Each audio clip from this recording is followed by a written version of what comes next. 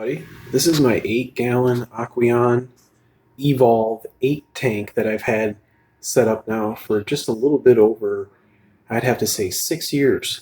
This is currently installed into my hallway in the wall. I framed everything out. I reinforced the studs in the wall on the back side of the wall. I had to cut the drywall out and support it, and I built a stand behind it to support most of the tank.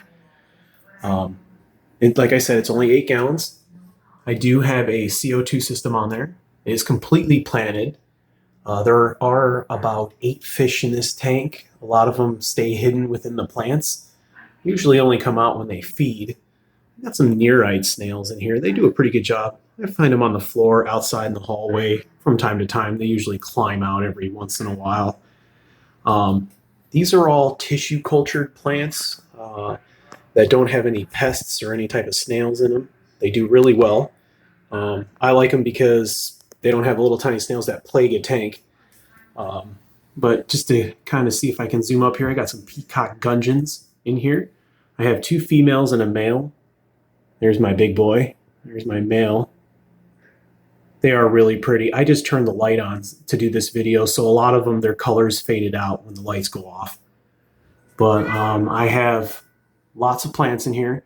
There's 2 cardinal tetras, 3 peacock gudgeons. There's a black Venezuelan corridora. And I forgot the other kind of fish that's in here. I think I have some pygmy cories in here as well. I'm going to take you around to the back side of the tank. There's my black Venezuelan corridor. I love that guy. The one thing I don't like is that you can see like a lateral line on him. He's a little thin. I'm trying to beef him up with bloodworms and shrimp pellets. He seems to be doing pretty well. I feed these fish on a daily basis, and everybody does pretty well. These plants look a little yellow in this video, but they're bright, vibrant green. That's just a reflection of the light on the backside.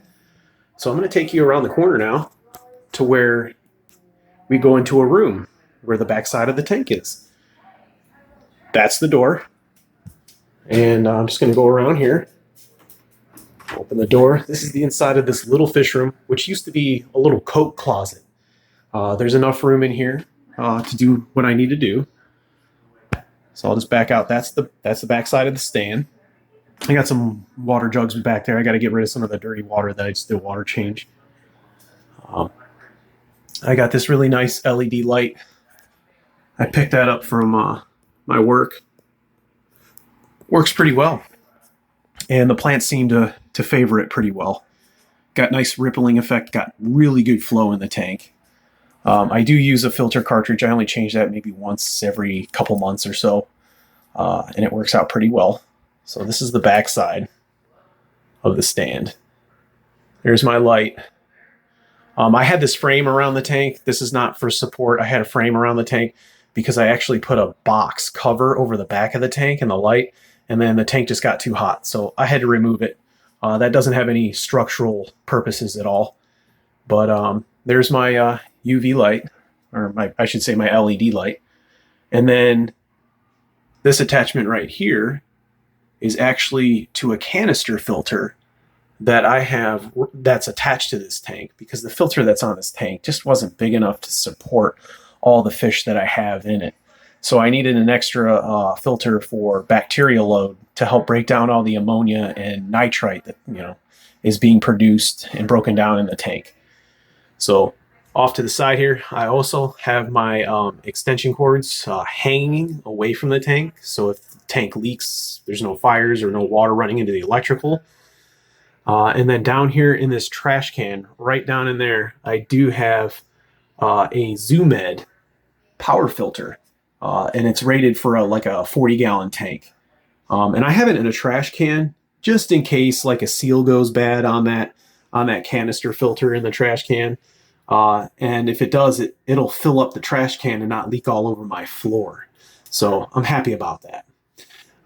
And then I have this do-it-yourself, which is really cool. This do-it-yourself CO2 system right here. And it's a combination, a mixture of citric acid in this jug right here. And that magnet right there is, if it starts making too much CO2, I can raise that magnet on the side, and it'll pull the tube up above the citric acid in that bottle.